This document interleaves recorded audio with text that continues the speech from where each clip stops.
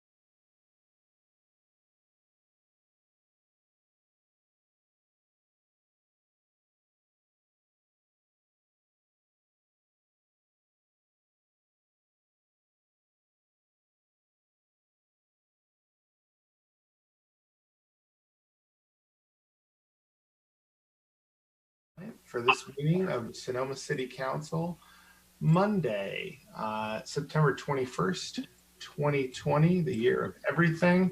We're going to go ahead and start this regular meeting, call to order. We did have a closed session prior to the meeting, so I'll go ahead and let our City Attorney Jeff Walter report out if there's anything to report. Thank you, Mayor. The council did meet in closed session for the reasons posted on the agenda. It took no action requiring reporting out at this time. Thank you, sir. And we'll move on and go ahead and do the Pledge of Allegiance. We'll bring Stars and Stripes up here. There she is. Beautiful. I pledge allegiance to the flag of the United States of America, and to the and to the republic republic for which for it stands, one one nation, nation, under under God, God, indivisible, with with liberty and justice for all. Almost forgot it in the middle there, but I held it strong. So you guys know, I put everybody on mute because otherwise it's like this crazy, like everybody's I can't do it if it's going there. So we're back on. Public comment process for virtual meetings. The way this works, we're having a virtual meeting, so you can either public comment by raising your hand virtually or dial *9 if you're on your phone. That either way works. And yeah, you can also submit a written comment, which will be read by LaTanya. Written comments can be submitted from any time at the beginning of the meeting, so basically now, until the close of public comment when the item comes up. Either way, you'll have 3 minutes to either make your public comment or have your public comment read. LaTanya's not out here to read the Odyssey, and so we'll get that done swiftly. So again, raise your hand virtually or *9, and you'll be able to raise your hand that way. Also, if we get Zoom bombed, we will close the meeting. No further action will be taken. Try to reopen it and remove whoever is causing the problem. And if we cannot do that, then we'll be shut down basically, and we'll continue the meeting on a different day. At this point, I'd like to get a roll call. Councilmember Cook. Here. Vice Mayor Hundley. Here. Councilmember Agrimonti. Here. Mayor Harvey. Present. Thank you. We can let the record reflect that Councilmember Harrington is absent this evening. Yep, and she did let us know prior to the meeting that she would not be attending for personal reasons. All right, great. So we're going on to, we did the report on closed session. Can we get a motion to approve the agenda, please? So moved. All right. Second. Beautiful. And a roll call vote, please. Councilmember Cook. Aye. Vice Mayor Hundley. Aye. Councilmember Agrimonti. Aye. Mayor Harvey. Yes. Thank you. The motion carries 401. There it is. All right, great. Moving on to comments from the public. At this time, members of the public may comment on any item not appearing on the agenda. It is recommended that you keep your comments at 3 minutes or less under state law, unless otherwise permitted under the Ralph M. Brown Act. The merits of the matters presented under this item cannot be discussed or acted upon by the City Council at this time. For items appearing on the agenda, the public will be invited to make comments at the time the item comes up for council consideration. Upon being acknowledged by the mayor, please step to the podium or raise your hand or start talking. In this case, unmute yourself and state and spell your name. All right, do we have anybody rising for general public comment? We have one, Mr. Allenbach. And let me get my timer situated, Fred. If Mr. Allenbach, let me get this situated. And when you're ready, go right ahead. Thank you. I won't be taking 3 minutes. I just wanted to say that I missed being in the council chambers and getting to schmooze with you all before the meeting and take a look at Jeff's ratty folder that he has for his files there and crack on that and all the fun that I would have there. And so it's just good to see you, and hopefully one day we'll be back there doing that all again. And that's my comment. We all share a little bit of that. For sure. Thank you, Fred. All right. That was a shame. We just got that thing painted and beautified, and now we're kicked out. And I had my gavel for 2 hot minutes, and it's been removed. And I've got the magic clap now. All right. Move on to presentations. We have no presentations to wedding dedications at all. Look at you, Madeline. None. All right. Great. We'll move on to consent calendar. All items listed on the consent calendar are considered to be routine and will be acted upon by a single motion. There will be no separate discussion of these items unless members of the council, staff, or public request specific items to be removed for separate action. At this time, council may decide to change the order of the agenda. Do we have anybody looking to pull any items? I'd like to pull 4.4, Mr. Mayor. Thank you. And I would like to pull 4.2. All right, excellent. Duly noted. We'll go ahead and open public comment. Seeing no one rise to comment on the consent calendar, I'll go ahead and close it. And we'd like to get a roll call vote now, excluding item 4.2 and 4.4. I will make a motion. Okay, I'll go ahead. All right, So moved. beautiful. Moved by Rachel, Ms. Councilmember, sorry, Vice Mayor Hundley, And second, and seconded by Councilmember Agrimonti. Can we get a roll call vote, please, City Clerk Rebecca Barr? Councilmember Cook, Aye. Vice Mayor Hundley, Aye. Councilmember Agrimonti, aye. Mayor Harvey. Yes. Thank you. The motion carries 401. All right, so moving on to item 4.2, adopt a resolution distributing growth management allocations for the 2020 to 21 development year. David Story, you taking this one? Sounds like you. Yes, Mayor Harvey will have David Storr, our planning director, just do a brief overview and then happy to answer any questions that Vice Mayor Hundley may have. So turn it over to David. David, you have to take yourself off mute. Yeah, thank you. Since the early beginning of days and time gone past 2005 or so, plus or minus, when the general plan was updated, there were a series of studies relating to sewer and water capacity that the growth management ordinance, if you will, or the housing allocation process was created based on those studies. And here we find ourselves 20 years down the line. Each year, a presentation has been made by staff to update the council as to where we are with respect to the 85 or even 100 at the time when it was first created, to where we are down to 65 per annum, as to where we're at relative to the permits that we've been issuing throughout the years, based on those capacity studies back in, again, the year 2000 to 2005 time period.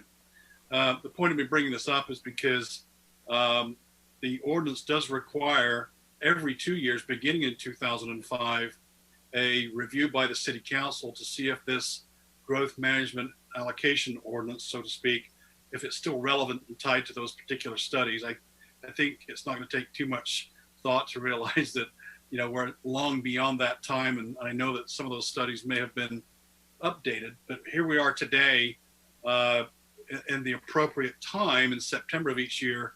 Staff is to report where we're at with respect to allocations, and those allocations involve, you know, little rules like you can't issue more than 165 in any one year with carryovers from prior years that were not used.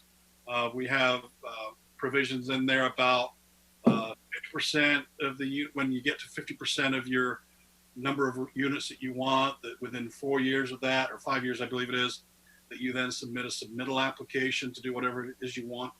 So in this particular staff report, I've just outlined where we're at for the development year, which is from basically September the 1st to August 31st, and how those units have carried on since 2005 or so to where we are presently. Clearly, we've not been issuing 65 a year. From 2004 to 2018, on average, we've been issuing 28 units a year.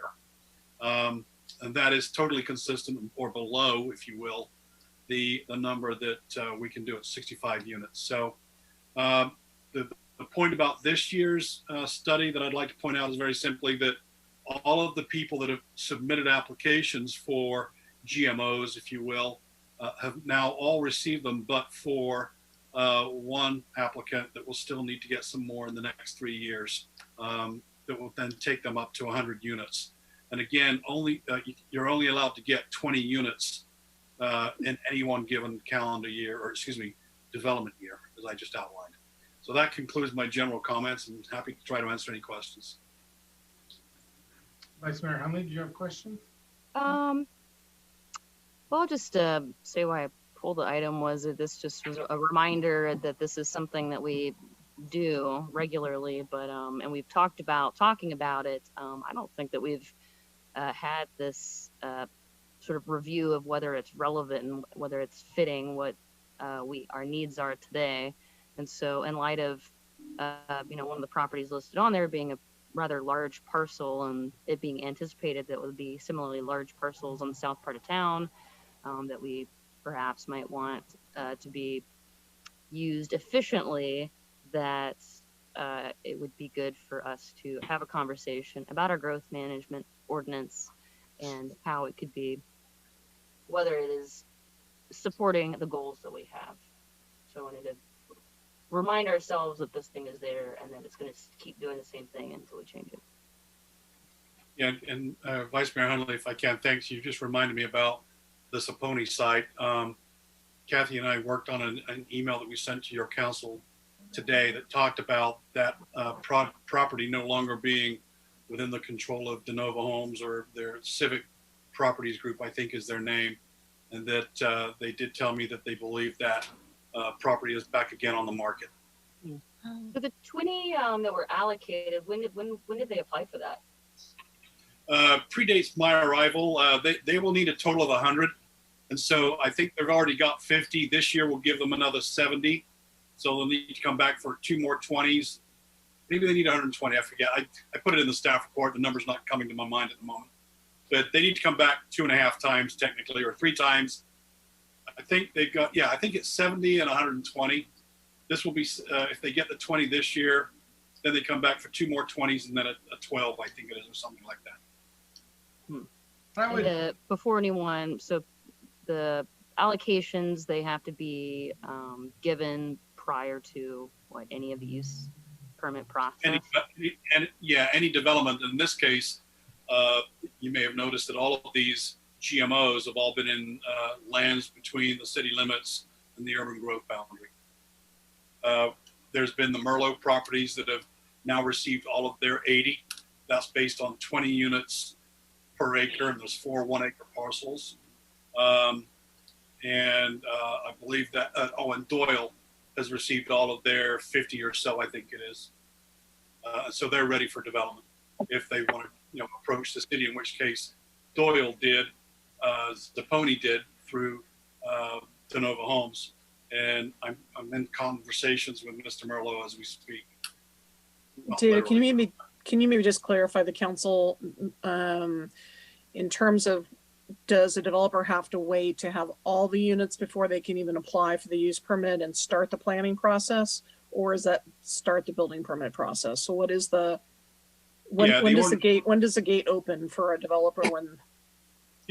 They in the ordinance it says that I think once they've obtained 50% of their allocations, that they must submit an application for development within 5 years. The theory being is we don't want to be giving them away and development having no interest in coming and being developed in the city or outside of the city, for that matter. So I believe that the growth management ordinance does not apply to affordable housing project developments. Does it apply to inclusionary units? No, it does not. Those are exempt. In other words, build as many as you can. Nice. All right. That's all you may recall that we gave a waiver. Actually, what happened was the Saha project actually was included, and then through action of the council, waived them all. So we were able to take that clump that we didn't use and put them back into our system. I think we did that 2 or 3 years ago, if I remember. Interesting.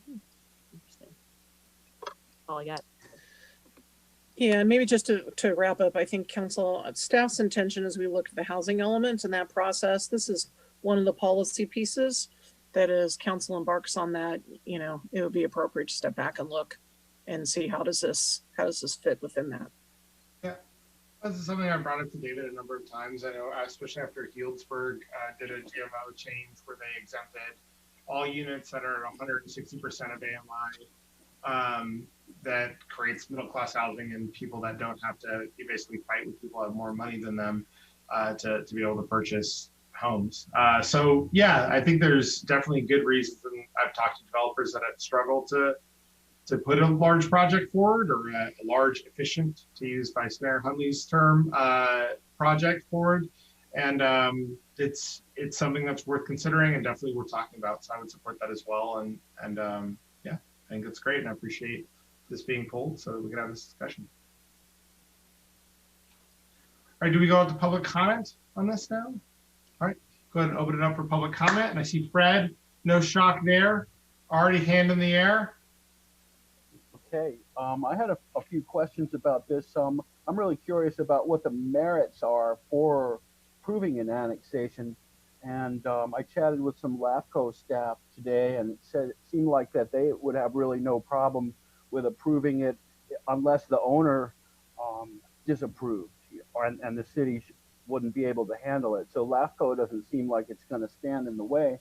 But so I'm curious about, you know, what the city's merits are for approving an annexation. And as I understand it, the city would have to pre-zone it somehow. And I don't really understand how the city would stand aside and say, oh, look at this land and say, we're going to make a decision on your zoning. It would seem like it would have to be in cahoots with the owner, and they got their GMO units. And then it seems like it's almost a ministerial thing that the council couldn't just say, well, we don't want to do that because we don't like the color of your sneakers. If they've got their ducks in a row, I don't see why they wouldn't be able to be approved. So I'm just curious about this pre-zoning and what the merits for an annexation are, and how the council might be able to steer this towards the types of housing categories that we might want to have. Thank you, Mr. Alba. Anybody else? Seeing none, I'll go ahead and close public comment. And did we want to answer Mr. Allenbach's questions? Yeah, Mr. Mayor, I can give a response, and then certainly look to Jeff and Kathy for additional input. The ability to annex into any given city or the change of reorganization all goes to LAFCO, and 9 times out of 10 they will defer to the city on the environmental part, and they'll look with a close eye to the discretionary nature of what the city council has looked at. There is no obligation for the city council to annex land. It's a legislative act, and certainly the city will, staff will look at the annexation policies that we have in our municipal code and act accordingly. We are currently working with de novo homes on the 2.8 acres that they're requesting be annexed to the city. Again, we're starting that process where we're looking at the environmental work to go out to an RFP to determine if, through an initial study, if an EIR is required or not. And we will then forward a recommendation to the Planning Commission, who will then forward a recommendation to your city council on the merit or demerit. And we will certainly be looking at things like sewer and water capacity, traffic impacts, and the proposal under the ordinances that we have as far as inclusionary zoning or not, whether that makes sense to the city or not, based on our policies and our general plan and also in our zoning code. Happy to answer any questions, or if Kathy and Jeff would like to add. So I have a question, Mr. Mayor. David, 2 things, unless I have this old thought in my mind. When you're dealing with annexation, it's not if we want them, it's if they want us. And if there are residents or, you know, how that works. I've forgotten how that works. And could you remind me where this property is? Sure. Let me start with the last piece first. Okay. So up until 8:30 this morning, we actually had 2 applications for annexation in the city from de novo homes, or civic property groups, as the name was. They withdrew the application for Zapponi Serafini, which is 5 acres on the east side of Broadway, just south of Napa and Leveroni. I've noticed that house has been vacated. Yeah. The second piece of property that is a 2.88 acre piece of property on the northeast corner of Napa and 5th Street East. And there's a small single family home there with a couple of outbuildings. Right. And I think, if I remember right, that's where we have a flashing red. The first part is annexations are purely discretionary, meaning you can say yes or no. And it's up to a landowner to knock on our door, there's two ways to get to LAFCO. Number one is to petition the city, or secondly, to go by a property owner directly to LAFCO, and they can do that without the city's blessing. It's not the most advisable thing for them to do, is to go through the public agency and have us be the advocate to LAFCO rather than going through the property owner initiated action. In the case of De Novo Homes, they've knocked on our door, submitted the fees, the full cost recovery thing, so that we get full reimbursement through their application. And at some point in this next year, we'll probably be bringing this to your city council for your decision as to whether we as a city knock on LAFCO's door with this application to annex or not. And the council may choose not to forward the application to LAFCO for any action at all. So if there were a lot of residents there, would it be they would have to vote on that?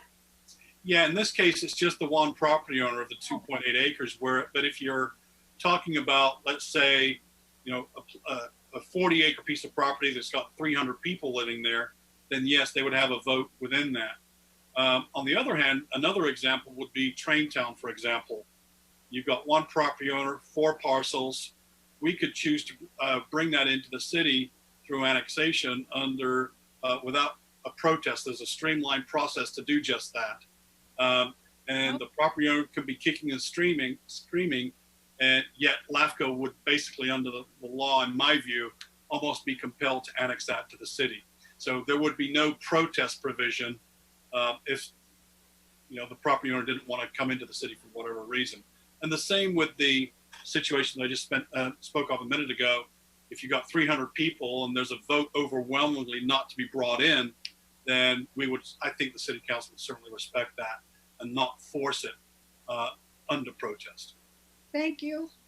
If I just may add one thing, Mayor Harvey, just because we've got the urban growth boundary out there. So just to be clear, these 2 annexations are annexations of property that are within the city's existing urban growth boundary, which is why this council has the ability to consider the annexations.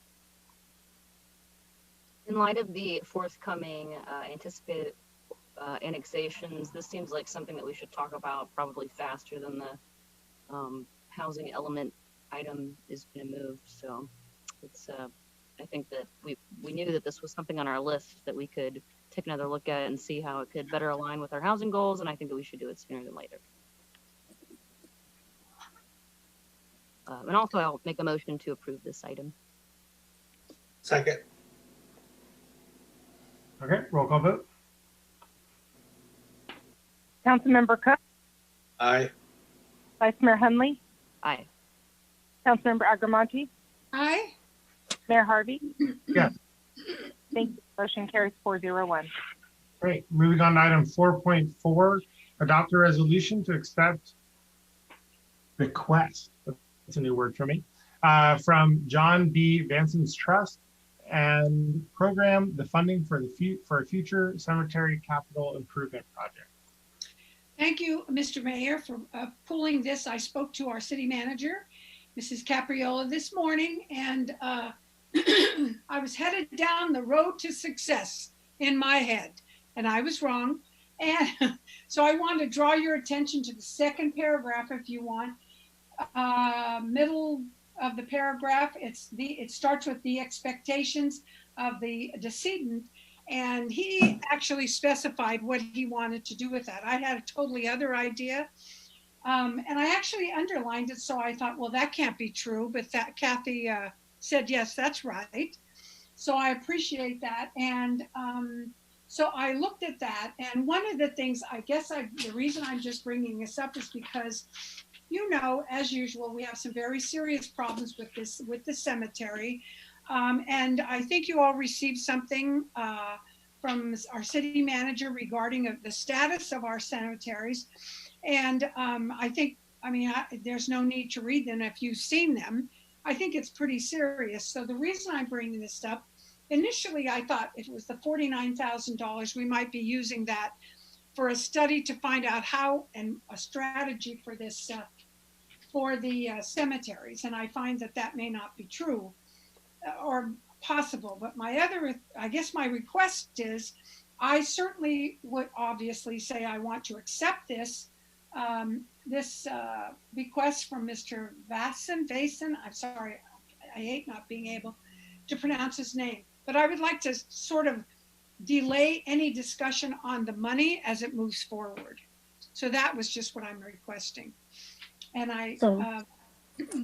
Yeah, so Councilmember Agrimonti, just for members of the public that are watching, let me just kind of give a few little background information. So again, this is a gentleman, Mr. John Vason, and he grew up here, graduated from high school, and has left a gift in his estate as he passed away, 5% of his estate, which is somewhere about $45,000, $50,000 or something. That's and so the first check has been cut to the city.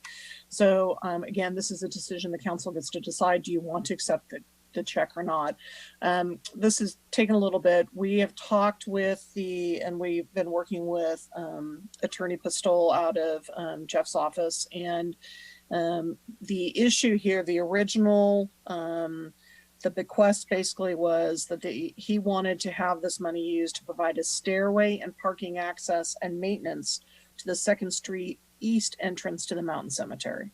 So staff went out and looked at that, and we had some conversations with some neighbors out there, and there's a couple of things that don't work well with his vision of what he wanted. One is a stairway out there. You run into ADA issues, and the $45,000 would take, kind of a drop of what would be needed, and it just was kind of felt like not really what a realistic thing to try to do there. Parking also, there are some parking places. We close a gate up there because we've had issues with teenagers drinking and hanging out up there. So having additional parking does not seem like necessarily a need.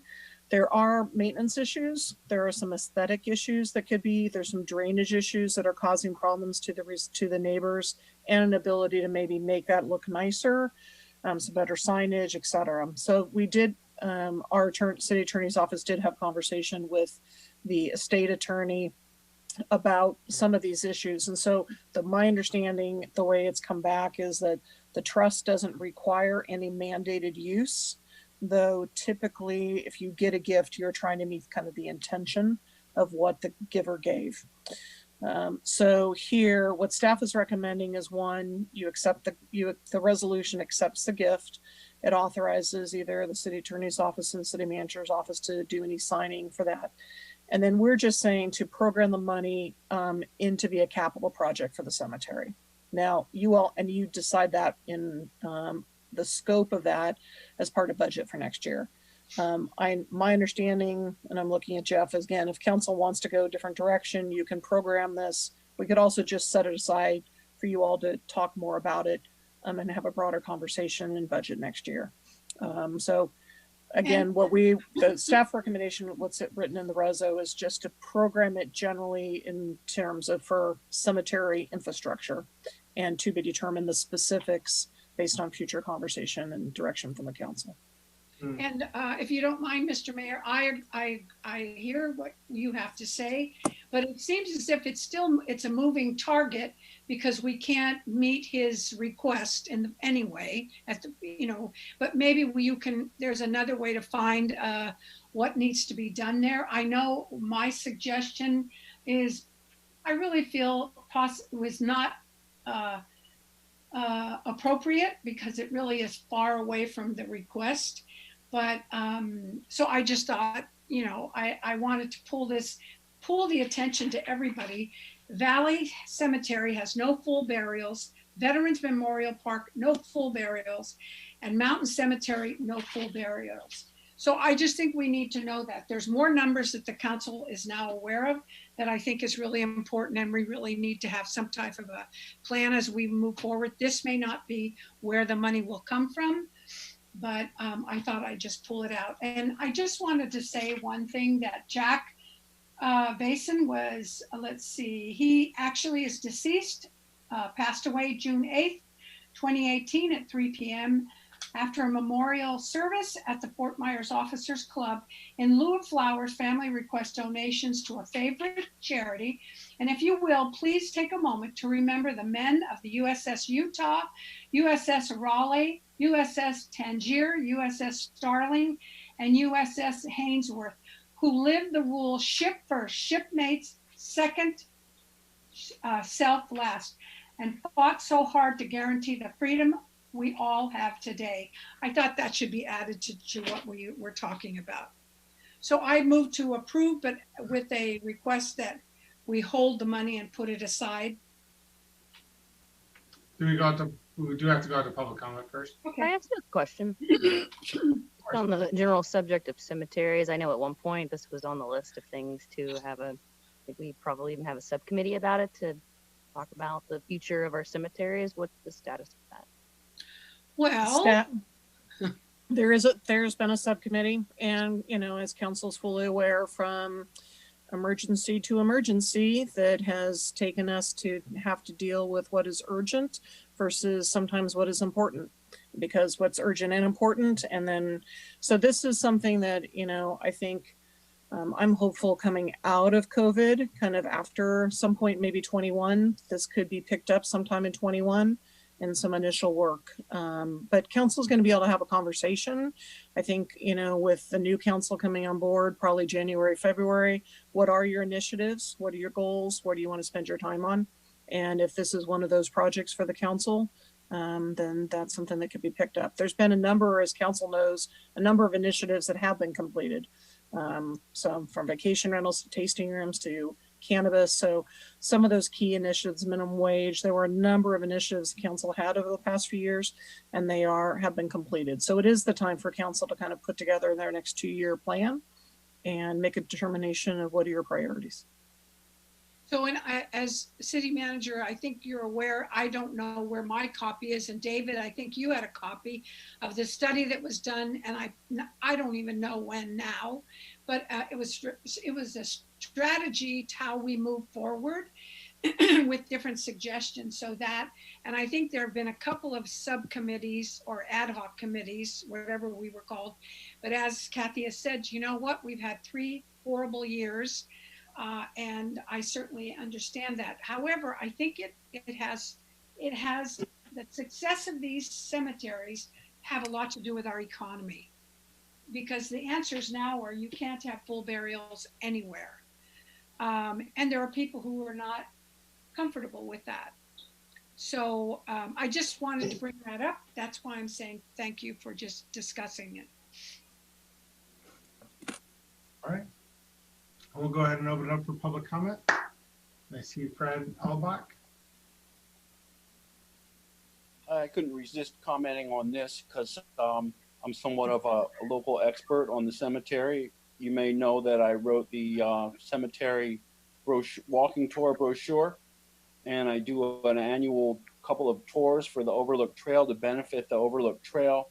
And the cemetery is just a fantastic historical resource for town. I think that it's equal to the Plaza in terms of its historical significance. And as I've walked through there through the years, I've just watched these really nice grave sites just fall apart. And they're with big cut basalt blocks from the quarries that are around here. And I would suggest that, the council think about allocating some of that money from this estate here to just going around some of the big stonework there that's falling apart and get a nice crack masonry crew and go in there and fit these things back together so that this historical resource just doesn't fall apart under your nose. So you can look at some sites where people have done that, and they've done a very nice job, particularly up at the top, in the top loop. The family there put together some stones that had fallen apart. And you got a guy in there, Ernst Rufus, who came out to Sutter's Fort and owned land grants at one time, 2/3 of the Sonoma coast from the Gualala River down to Fort Ross. And then he owned a land grant in Glen Ellen as well. So you got some really substantial, interesting figures in the cemetery. And I know that it's not a current thing, and money goes where it goes, but the people who were there and who built it made sort of a compact with the town, and they lived full lives and they participated, and I think they deserve to have their grave sites maintained well. And I just encourage you to allocate some of that money towards some of the more obvious upkeep items there, particularly with the big stonework on different grave sites. So that's my comment. Thanks. Thank you, Fred. And I'll go ahead and close public comment because I see no one else. And I did have the opportunity to do the graveyard tour with Fred last year. And if you ever get the opportunity to do it, it's fantastic. It's a really new view of Sonoma. And there's my favorite gravesite up there. It's all the guy who used to work for PG&E, and it's all tubes. His little cross is like gas pipe fitting, and it's a very unique gravesite. But he was a PG&E worker and really proud of it, clearly. And it's awesome. If you see that one, that's a really kind of a cool. And there's some great stories up there. So, Fred, thank you for that time, and would love to do it again. And anyway, great comments as well. Do we have any additional comments on this item? We'll go ahead and move. So is there a decision, Mr. Mayor? Well, so, I mean, the way I'm understanding is that we have this money and we've talked to the trust and we are able to use it for maintenance to a certain extent. Yeah. You can use it. Go ahead, Jeff. Yes, that's true. The resolution that's before you, I think, addresses Councilmember Agrimonti's concerns. The third point in the resolution, I think, does that, states that the city council directs, I'm now quoting, the city manager to place the funding in the general fund to be programmed during the fiscal year 21-22 budget process as capital or maintenance projects at the cemetery with further scope to be determined. That's broad, but it does clearly target this money to be used for the cemetery in some purpose. I think that's what the council member Agrimonti desires. So I would recommend, if I'm right, that the council move to adopt this resolution. Yeah, and I think we should have a broader discussion on what we want to do with it. I have sympathy to Fred's points about doing some general maintenance on the large stonework there, because I think it looks beautiful and I think it is a resource, absolutely, especially a historical resource. And when I worked in hospitality, I would tell people it's a weird suggestion, but go to the cemetery because it's absolutely beautiful. And I also agree. You know, I've talked to my downstairs neighbor, and he suggested definitely that there's some monetary opportunities. There's a lot of people that do want to be buried in Sonoma, and there's opportunities there as well. So we do need to have a broad discussion of it. If my memory serves, it was Vice Mayor Hundley and Councilmember Agrimonti that ended up on the subcommittee at the beginning of the year. But this year was one where we really got nothing done. It may have been David and Madeline, because I think it was previous and then it flipped. Yeah, it was years ago. Yeah. But we need to pick it back up. It's been a year where it's been hard to pick anything up. Because we've been doing quite a bit. And so that's why, Mr. Mayor, I just wanted to bring it to the council's attention. Good. All right. And if I may add a comment on this bequest, which is very generous, and thank you to the person who thought of us. I would just hate to see it replace our normal budgeting for the cemetery and just go to things that we already pay for, because it seems like we have an opportunity to think about things that we perhaps have neglected. Yeah, no, the intention of this was not going to supplant current. This was going to be above and beyond. And then council decides what is that above and beyond. How do you want to program it? Yeah, I would agree strongly with that. I appreciate that that's the motive, because it wouldn't fit with the thrust of this to do that. No, that was not staff's recommendation. Yeah, for sure. Good. I'm glad it's clarified. Thank you. All right. Movement. I think we had a motion already by Councilmember Agrimonti, or do we want to do it again? Did I say that? I don't know. Okay, I move to approve. Second. All right. Roll call vote. Councilmember Cook, Aye. Vice Mayor Hundley, Aye. Councilmember Agrimonti, Aye. Mayor Harvey. Yes. Thank you. The motion carries 401. All right. Great. We are now done with the consent calendar. Moving on to regular calendar, item 6.1, discussion, consideration, and possible action to adopt a resolution of the City Council, the City of Sonoma, adopting a policy for the approval and acceptance of memorials and donated improvements, and authorizing the ad hoc subcommittee to work with city staff on the implementation of the policy. Kathy Caparulo? Yeah, thank you, Mayor Logan. I'm gonna, sorry, Mayor Harvey. I'm gonna turn this over to our Public Works Director, Colleen Ferguson, and Lisa Jansen, who is working on this as well. And again, just want to let council know, as you're aware, Council Member Agrimonti and Vice Mayor Hundley are the council subcommittee that have been working with staff on this. So I'll turn it to Colleen. Greetings, Mayor and council members. We're here tonight to talk about memorial benches and memorials and other donated improvements. I did put together a brief little PowerPoint. Rebecca, if sharing screen would be allowed.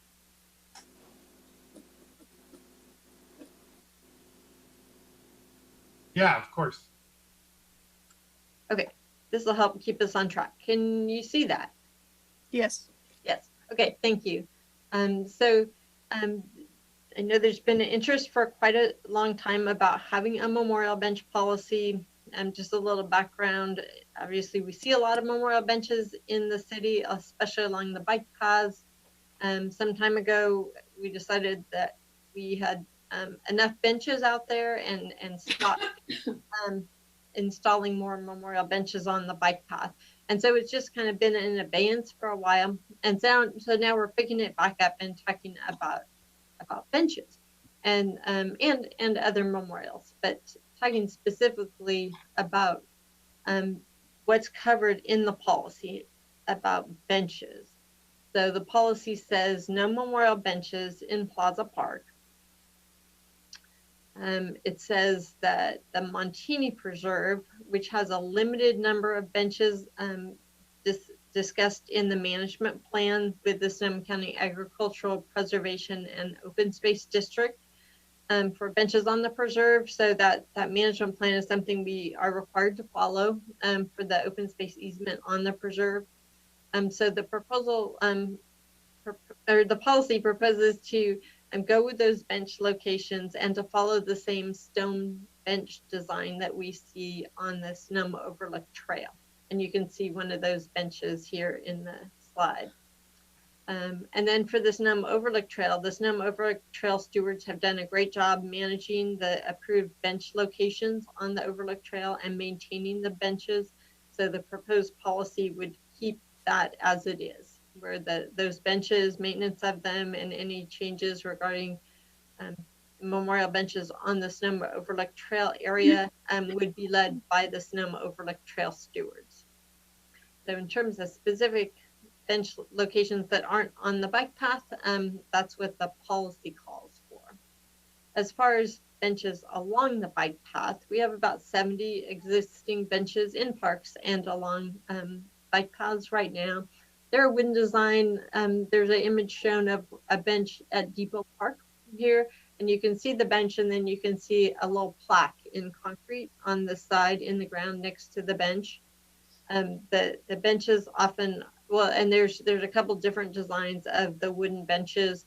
Many of them are in disrepair and in need of maintenance or replacement. These little plaques in the concrete on the ground can be tripping hazards for people in the parks and walking around the benches. And so there's an interest in going away from plaques in the ground and to having plaques actually on the benches, which we do have in a lot of locations, but we have more of these plaques in the ground right now. Many of the benches don't get used partly because of their location, but also because there's a lot of benches out there.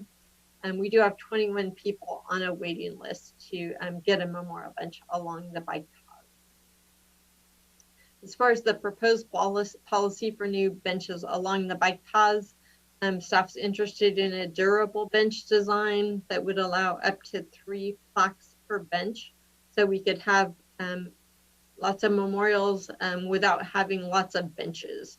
The idea, because we do have an excessive number of benches in a lot of people's view.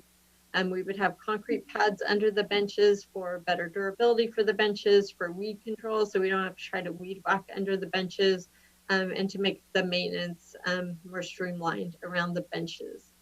A policy would set a 10-year term for memorial donations. So someone would make a donation and a bench would be installed 10 years later. That term would be up.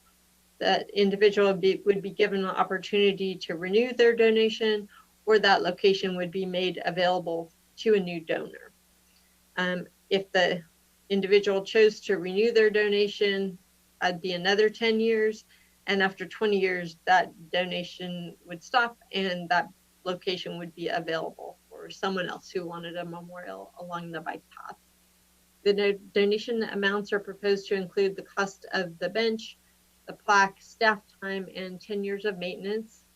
If the policy is adopted and we were applying the 10-year term, we would try to notify the existing bench donors if we can find contact information for them, so they would have an opportunity to renew their bench location if they choose to. We're also proposing to create a map of potential bench locations that would be available for new memorial bench donors. And we would post that map on the city website so people can pick their location out of available locations for new benches. The policy does envision broad delegation to the ad hoc subcommittee that City Manager Capriola mentioned at the beginning of the presentation. And adopting the policy wouldn't result in us installing benches next week. There's quite a bit of work to do after the policy is actually adopted. So we're picturing from now till the end of December, we would be identifying locations. We'd be preparing maps of potential bench sites. We'd work with the ad hoc subcommittee to specifically identify a style and color of the new benches to be installed. We would put out an RFP, get someone under contract to install the benches. That would help us set the memorial bench amounts that we would work with the ad hoc subcommittee on. March to May of next year, we would be doing outreach to past donors and contacting the individuals on the wait list to see if they're interested in a donation at this time. And then sometime next summer, we could start installing new benches. The policy also mentions other unique donations. The Vallejo Monument on the Plaza is an example of that. These unique donations would involve an application to the city manager.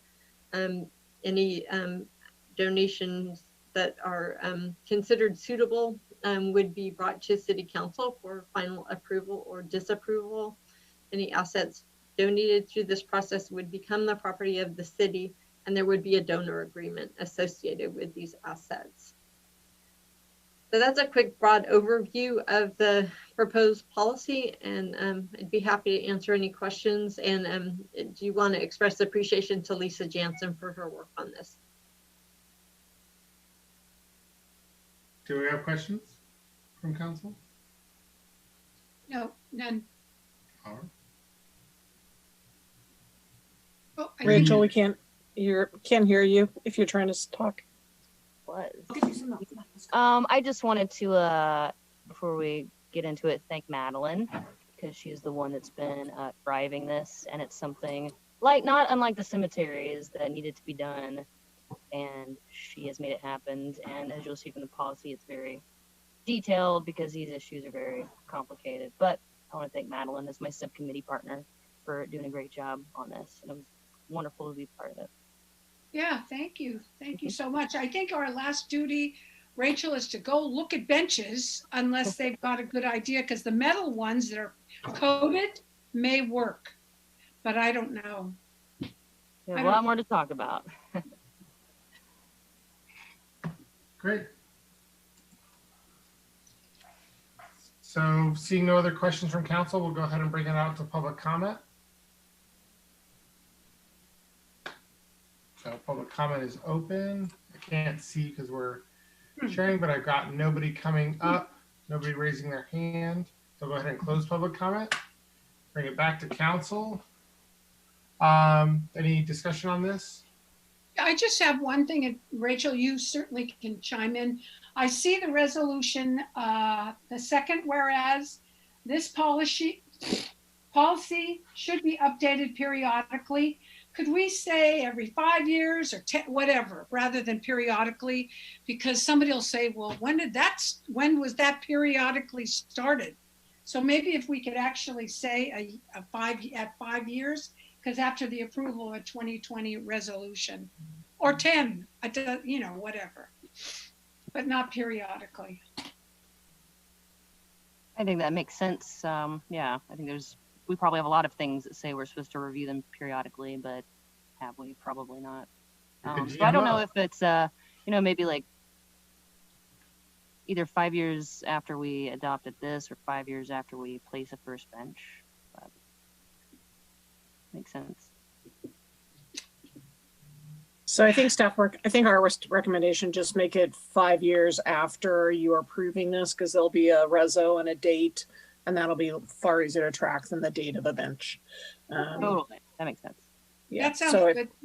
So I think what we would do is we would be adding to the resolution that you're adopting the revised memorial and donate improvements contain Exhibit A, and then this policy To be reviewed.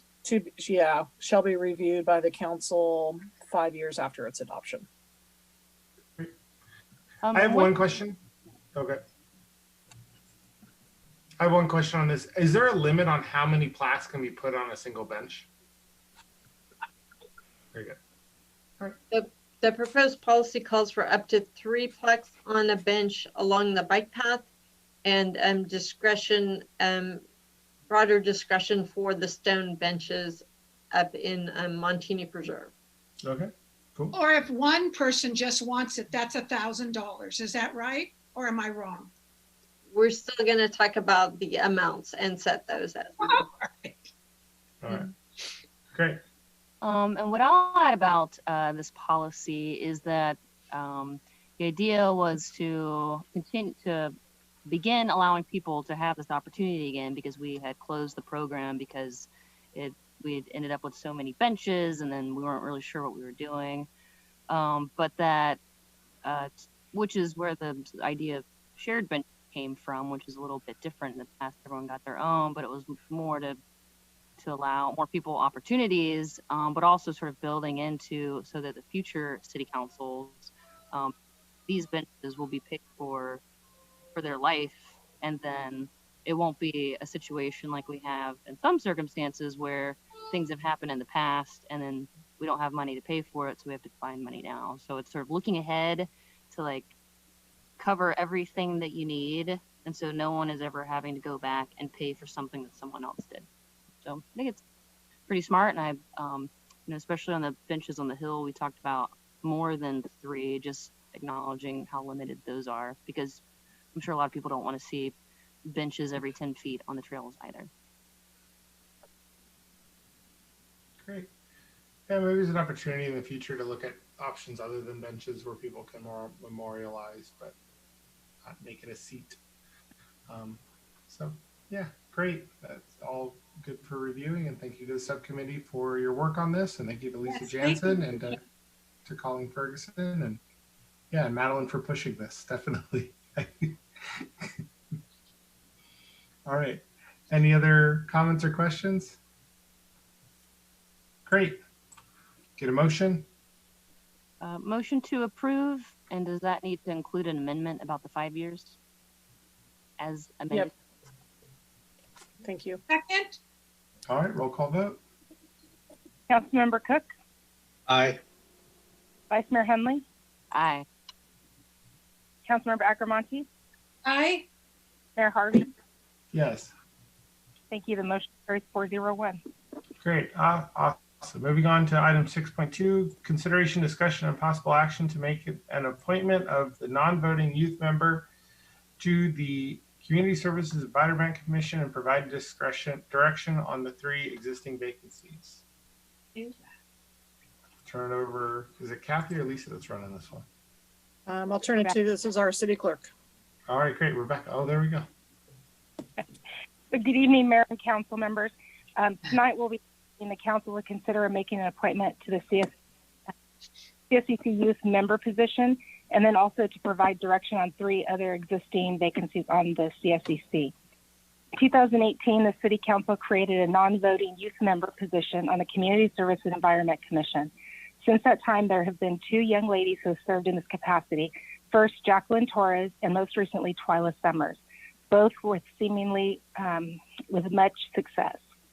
Unlike other members of the city's commissions, the CSCC Youth Commissioner serves a one-year term from August 1st to July 31st. So during the months of July and August, we advertised the position along with the other vacancies in the newspapers, via press releases, the city website, and social media. 3 applications for the youth position were received from Alex Antonin, Charlotte Skorlich, and Laura Vega. From their applications and their answers, they all appear to be eligible for the position. However, only Alex Antonin has responded to my inquiries to date to verify that. If the council chooses to make an appointment this evening, the process would be a majority vote of the council. The council does have the option to not make an appointment at this time and to re-advertise if they chose to do so. Outside of the youth member, there are 3 vacancies on the CSCC. These are the alternate council member Agrimonti's appointment, who was Jack Wagner, and council member Harrington's appointment, who was Ken Brown.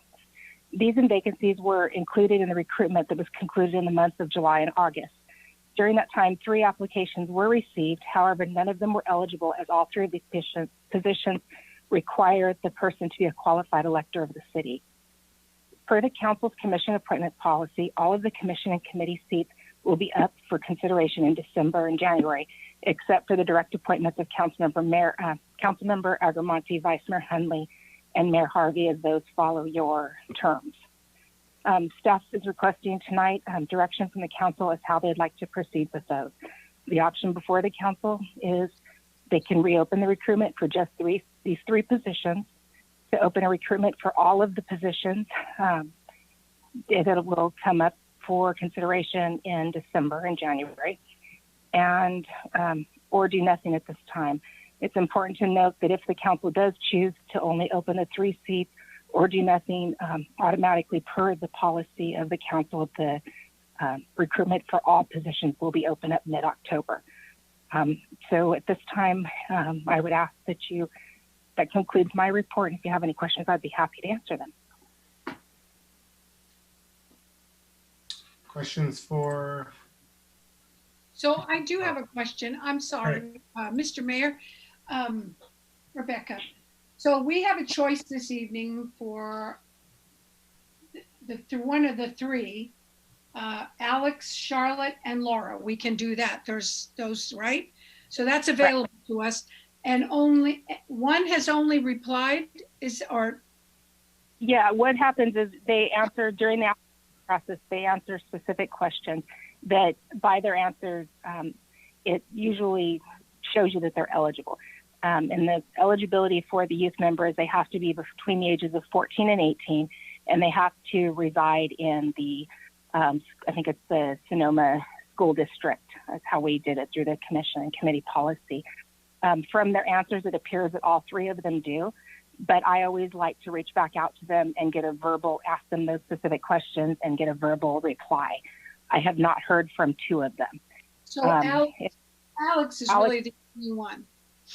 Alex is the one that's responded. I'm not saying that they're not all 3 eligible. She's the only one that has verbally communicated back to me, in writing, that she was eligible, met those requirements. You have contacted them? Obviously. I've sent them all messages. Well, okay. Thank you. It's a little different time with being everyone remote and not sure where they're at with school and that kind of thing. So. Great. Should we go out for public comment then? Public comment is open. Seeing no one rise, we'll go ahead and close public comment. Bring it back to council for discussion. Did Rachel just drop off? I would like, you snooze, you lose. However, I don't want to be so draconian, but maybe because of all the things I know, the Women's Club actually had trouble contacting people we had given money to. So, kids nowadays, they have a lot of situations that they're not in command of. So I yield to the council on that. I would prefer we just do Alex, but I'm old and I don't think about these things anymore. So you guys can decide and I will go along with you. I'm fine for nominating Alex. I think, the response is really key. You know, everybody that's on this list seems great and awesome, but I think just, you know, the responsiveness is great. And I think that's a piece of it, is being able to respond and be there. And so for me, that would be a major contributing factor. And I also thought that her application was one of the most complete, with the longest, you know, kind of the most effort put into it. And that should be rewarded. So. And I would agree. I think Alex would be the best choice at this time. Great. To speak communication. Right. And it looks like Rachel's back. Okay, good. Did you drop off for a second there? Oh, I accidentally closed Zoom. I did it myself. I think that they all would be great additions to our CSEC, and I am happy to support the will of the council, but the person that I would nominate today would be Laura. I was, based on her written responses, I would concur for our representative. However, I think Alex will be a great addition to the commission, and I'd be happy to support that motion when it comes. Okay. Okay, great. Do we need a You roll wanna call on that? And there's additional question of whether or not we want to go out for the 3. For me, I would just go out for what's vacant now. So you're going out in October for everything? Yeah. I feel like we're so close to it, and we can do like a big push and get everyone on board to apply and get a big pool. So we're talking about the difference of a couple weeks at this point. Oh, that's true. Yeah. I mean, the selection for this, I think that with this mixed success that we had trying to build a position, that a big push might be more helpful. Yeah, staff's recommendation at this point is you go ahead and roll this with the rest of the recruitment and just run a little light with the commission for the next few months. And that's what I would recommend the council doing. I've got 2 months left, so but I think that would be fine. Count the days, Logan. David's counting down the days. He's got a calendar. He mentions it. He mentions it every time. That's great. All right. Well, wonderful. So I think there's an agreement here from council. Do you have a motion, or do you have enough Move direction? to accept Alex Antonin. Did we Second. did we do that already? I'm sorry. All right. Roll call vote. Councilmember Cook, Aye. Vice Mayor Hundley, Aye. Councilmember Agrimonti, Aye. Mayor Harvey. Yes. Great. Thank you. The 401. Congratulations to Alex, and I'm sure you'll serve our city well. And thank you to everybody who applied. We appreciate your interest, and I'm sure you would have done as well. So great. Move on to item 6.3, consideration, discussion, and possible action regarding the city's position on proposed 2020 League of California Cities Annual Conference Resolution. City Clerk. Yes. Good evening again. This year, the League's conference is going to be held in a virtual format on October 7th through the 9th. Mayor Harvey is attending on behalf of the city, and he is the voting delegate. It'll be at the business meeting, which will take place during the conference. During that meeting, the delegates will be asked to vote on one resolution this year, and this resolution calls for an amendment to the Communications Decency Act to require social media platforms to remove materials which promote criminal activities. It would limit the immunity provided to the placement of these comments here online. This resolution is sponsored by the city of Cerritos, and in a reaction to events that people using social media platforms coordinate locations, dates, and times for their planned criminal activity. This stemmed from they had a looting of Lakewood Mall, and then shortly after that, the city discovered online communications via Instagram that were promoting targeting the nearby Cerritos Mall. And they found them to be compelling enough that they went to undertook measures to protect the mall, and it cost the city thousands of dollars to guard against what officials believe to be a credible threat. So this resolution would put in place or ask Congress to make it so that those social medias had some liability if they were not to remove those. As the lead analysis in the packet acknowledges, there may be concern related to censorship. I can't say that word too. I'm having difficulty with that word. Censorship and First Amendment questions. So there were a few questions that the league analyst posed in the resolution for thought and question if the council was interested in going that, such as what would this resolution's impact be on free speech and government censorship? I can't say that word. And what are the expectations for cities when they receive information from a social media platform about potentially credible threat in their respective communities? Does the city become liable for having information from a social media platform? And what would the cost be to develop and maintain new social media data governance policies, including data infrastructure to store this information? And so tonight, the council is being asked to provide some direction to Mayor Harvey regarding this matter. And again, those questions are just some that the legal analysts from the league put out for thoughtful consideration if you're so interested. That concludes my report. Questions from council? All right, bring it out for public comment. Seeing no one rise, we'll go ahead and bring it back to council. Comments?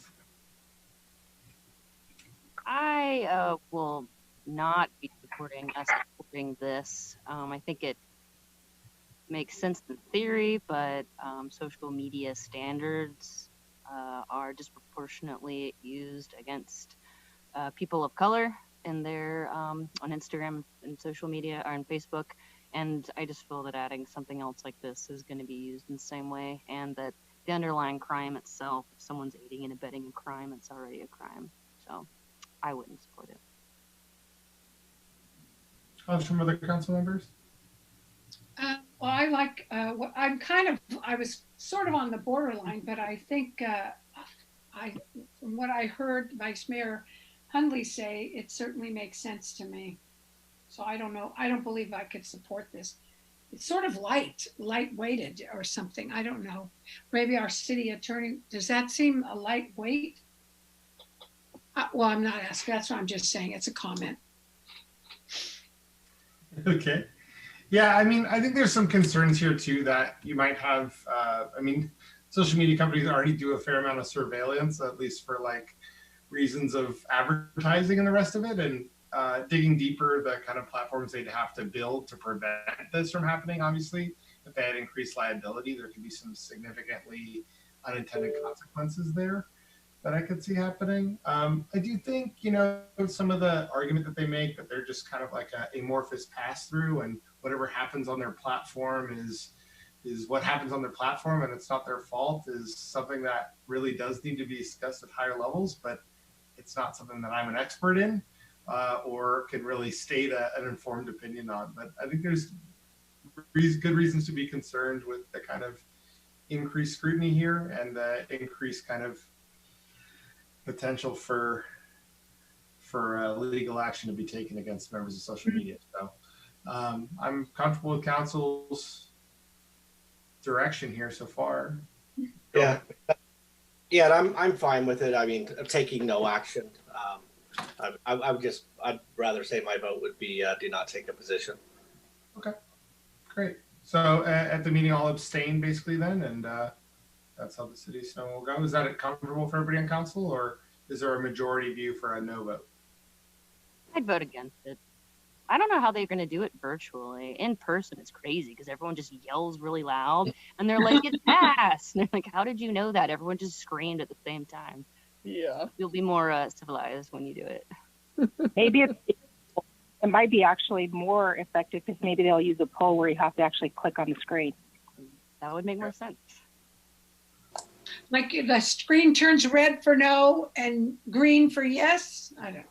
Sorry. Madeline, would you rather us abstain, or would you rather us? No, I'd like a no. Okay, well, we got 2 for no, and I'll go with that, and we'll do a no, and that's good. Thank you.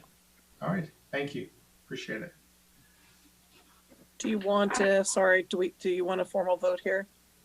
I've got the direction I need. Just checking. Good for me, but good. All right, great.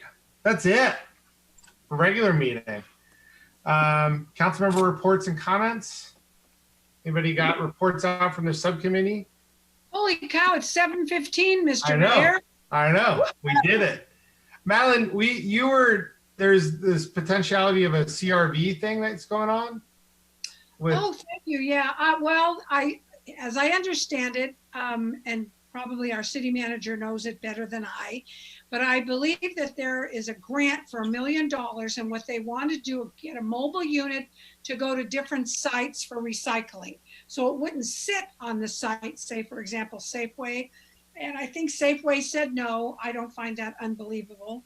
You know, whatever. But so that's how I understand it. And might be able to expand on it more, because I think she said maybe somebody else is looking at it, but I don't remember who may have said that, either Leslie or you. Yeah, so there's a couple, I don't want to name sites, but I think we have two active sites that we're talking to property owners about potentially being able to, and they're kind of like a cargo crate. Right? Yeah. And that you can, and basically you bring your recycled materials, you put them in a bag, you put them in, they get weighed, you get kind of a credit kind of that you can take and That's use. Right. So it's all, and so I can't remember in the moment, my apology, whether this is mobile and moves around or if it stays. I'm not sure about that one, my apology. I just don't recall that. So actively working on it so that we can hopefully have a site here in the Valley. Great, and Madeline is our Waste Zero Sonoma or Zero Waste Sonoma representative. So I can find out, Kathy, from Leslie about if it's mobile, or do you care? You don't? I know that Travis, our sustainability coordinator, knows, and there's been a number of emails. I just don't recall that. Right. I thought it was mobile. I thought it wasn't going to stay, but then I think that was the positive part of it, because then it's not going to sit. It moves. Right, but it started to feel like it was going to be more permanent. So I don't know. I'll be happy to find out and send council an email so you're aware. The big issue for us, it's $1 million. Sounds like a lot, but we're competing against Santa Rosa. We're competing, So It'd be great if we could get it, because it's Wouldn't it be? You've been in touch with a lot of people that really want that CRV. So yeah. Right, it would be so nice. Good. And we're something. The other issue is, what's Cal Recycle doing with our money if they don't have programs? That's all I'm saying. Right. When I was in Bend recently, where I was staying was collecting specifically cans and bottles separately from recycling, because they could turn them in and all the fees went to an organization, and that particular one they had chosen was homelessness support. Yeah, they do separate glass recycling in Bend at residences. It was impressive. Many Bends. Anything from legislative action or groundwater? No? Okay, cool. David, nothing? All right, great. SCTA, we're working on Measure DD, so that's going out. We won a legal challenge on some of the language that the opponents had gone after.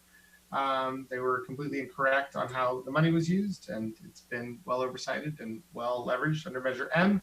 And now with Measure DD, there's increased funding for buses and for bicycle transit, double plus the money for buses and triple plus the money for bike support, or for bike lanes and bike specific things. Plus a lot of the money for new street building, you are required to use at least 5% of that for bike construction, and all new projects have to consider bike and pedestrian.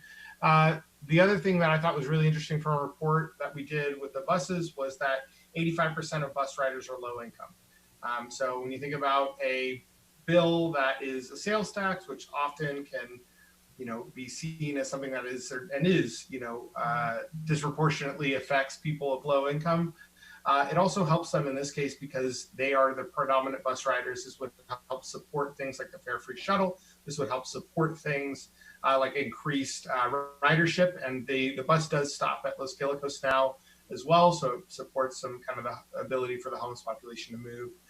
So very, very important ballot measure, Measure DD, that's going out. It's for potholes, it's for roads, it's for bike and bus, and increased money for potholes as well. So very good measure, and we've been talking about that a lot at SCTA. Great. That's it. We got city manager comments or reports. Nothing tonight, thank you. City attorney, Jeff Walter. Yes, Mayor, I just wish to say that the governor has recently signed some legislation putting limitations on what council members can state on the internet through social media platforms. And I'll look at that legislation in a little bit more detail and come back with a more informative report at the next meeting. Interesting. Great. All right. And now we're going to close session conference with legal counsel regarding Friends of the Broadway Corridor versus City of Sonoma. Do we have any public comment on this closed session item? Oh. Nope. Seeing none, we'll go ahead and close public comment. Jeff, did you need to make a comment?